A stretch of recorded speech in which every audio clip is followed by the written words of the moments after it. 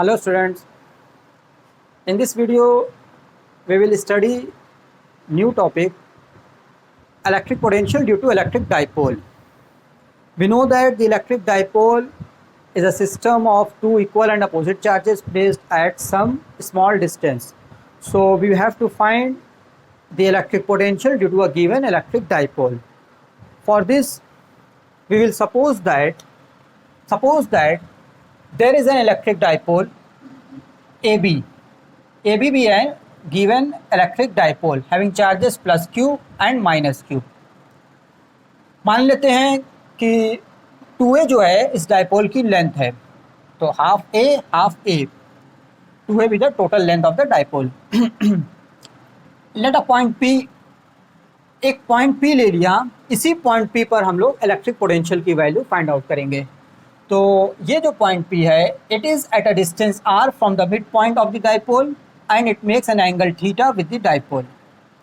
अच्छा, अब electric potential की वैल्यू जो पॉइंट P पे होगी वो इंडिविजुअल चार्जेस की वजह से भी होगी, इंडिविजुअल चार्जेस की वजह से होगी. तो suppose that electric potential is due to individual charges is V1 and V2. तो नेट पोटेंशियल जो होगा, net potential at point P due to the whole dipole is given by the algebraic sum of the potential due to individual charges V1 and V2. V1 V2 की जो value होगी वो हमें easily find out हो जाएगी. V1 due to plus Q, V2 due to minus Q. मान लेते हैं कि A से पॉइंट P की जो डिस्टेंस है वो R1 है और B से जो पॉइंट P की डिस्टेंस है वो R2 है. तो V1 की वैल्यू हो जाएगी 1/4πε0 Q/R1, फिर प्लस 1/4πε0. अच्छा, यहाँ माइनस Q है, पोटेंशियल में साइन की वैल्यू, चार्ज की साइन हम लोग पुट करते हैं, इसलिए माइनस Q. तो ये माइनस Q/R2. तो ये जो माइनस है हमारा फाइनली ये माइनस यहाँ आ जाएगा. तो ये हो गया. इसमें से जो कॉमन टर्म है वो निकाल लेते हैं. Q/4πε0 1/R1 minus 1/R2 V is equal to, this is the equation number 1. तो ये हमारा इलेक्ट्रिक पोटेंशियल है due to the whole dipole. अब यहाँ पे R1 R2 जो है, ये R1 R2 हमारे लिए नोन क्वांटिटी नहीं है. हमारे लिए नोन क्वांटिटी है R, थीटा और A और Q. ये नोन क्वांटिटी है. Suppose that the dipole moment is P. ये जो डाइपोल है इसका डाइपोल मोमेंट P है. P is equal to 2AQ और इसकी डायरेक्शन होती है निगेटिव से पॉजिटिव चार्ज की तरफ, from negative to positive charge. तो हम लोग को करना क्या है कि हम लोग को 1/R1 और 1/R2 की वैल्यू फाइंड करना है. अब 1/R1 और 1/R2 की वैल्यू फाइंड करने के लिए हम लोग ट्राइंगुलर लॉ, जो वेक्टर सम का मेथड है ट्राइंगुलर लॉ, उसको अप्लाई करेंगे. ट्राइंगुलर लॉ में क्या होता है कि अगर if two vectors are represented along the two sides of a triangle in the same order, मतलब दोनों वेक्टर सेम ऑर्डर में है, वेक्टर ए वेक्टर बी, तो इनका जो रिजल्टेंट होता है वो थर्ड साइड से रिप्रेजेंट किया जाता है in the opposite order from initial to final. So अच्छा, इसके लिए जो फार्मूला एक्सप्रेशन होता है, और ये एंगल थीटा है, दोनों वेक्टर ए और वेक्टर बी के बीच का एंगल थीटा है. तो एक्सप्रेशन जो रिजल्टेंट होता है इनका R² = A² + AB² + 2AB cos theta. तो उसी तरह से यही सेम ट्राइंगुलर लॉ हम लोग अप्लाई करेंगे यहाँ इन ट्राइंगल AOP और इन ट्राइंगल BOP. इन दोनों ट्राइंगल में हम लोग अपना ट्राइंगुलर लॉ अप्लाई करेंगे. तो first vector A, suppose that vector R2 in same order and it is the resultant, R1 is the resultant. अच्छा, थीटा क्या लेंगे यहाँ पे? थीटा जो है उसके अकॉर्डिंग ये 180 माइनस थीटा लेंगे. तो ये हो जाएगा R1² = R² + A² + 2AR cos. Angle हो गया हमारा 180 minus theta. cos 180 minus theta क्या होता है? R² + A², ये माइनस कॉस थीटा होता है, 2AR cos theta R1². Also इसी तरह से सिमिलरली R2² की जब बात करते हैं तो R2² की जब बात करेंगे तो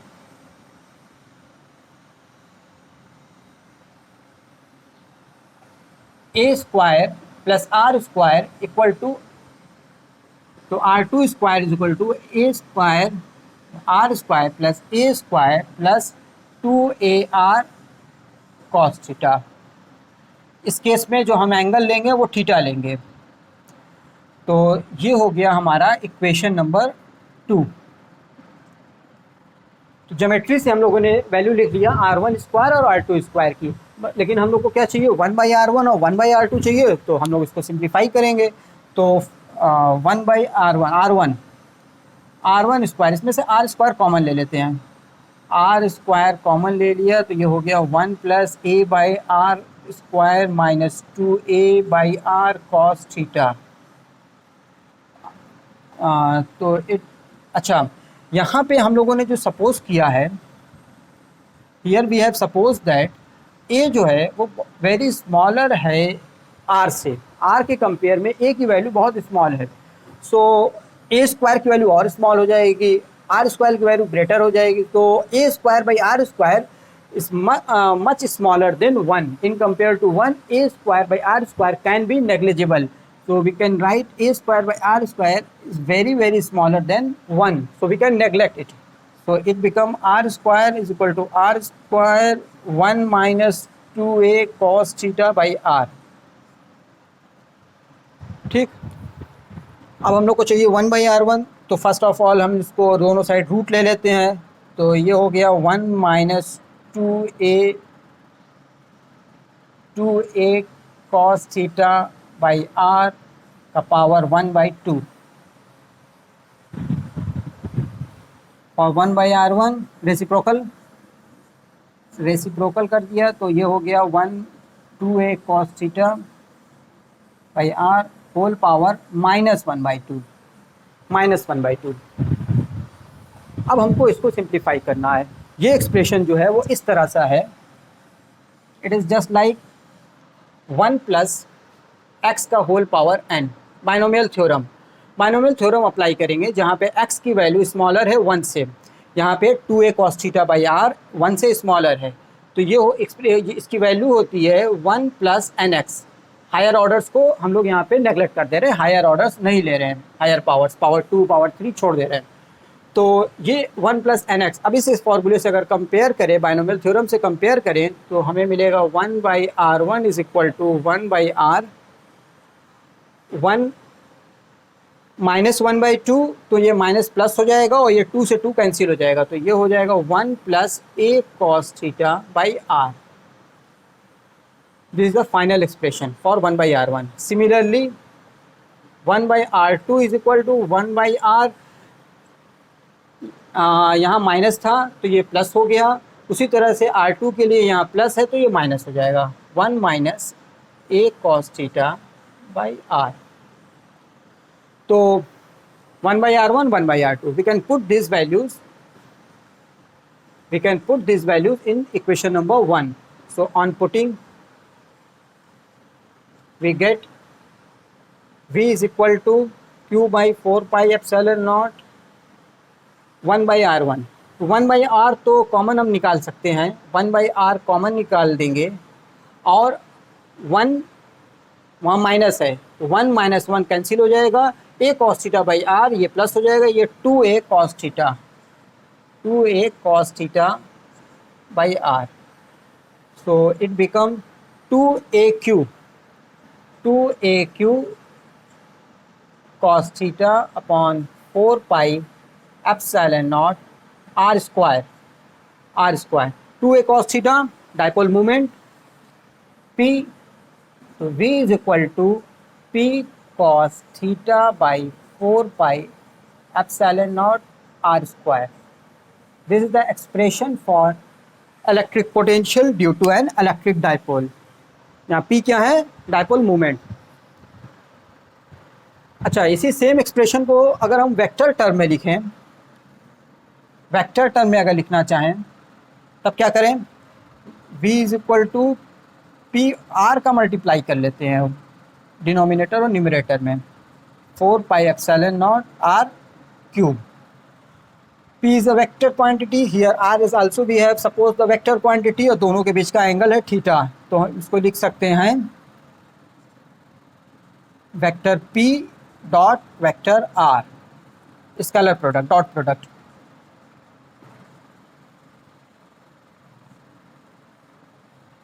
So this is the expression for the electric potential in vector term due to an electric dipole.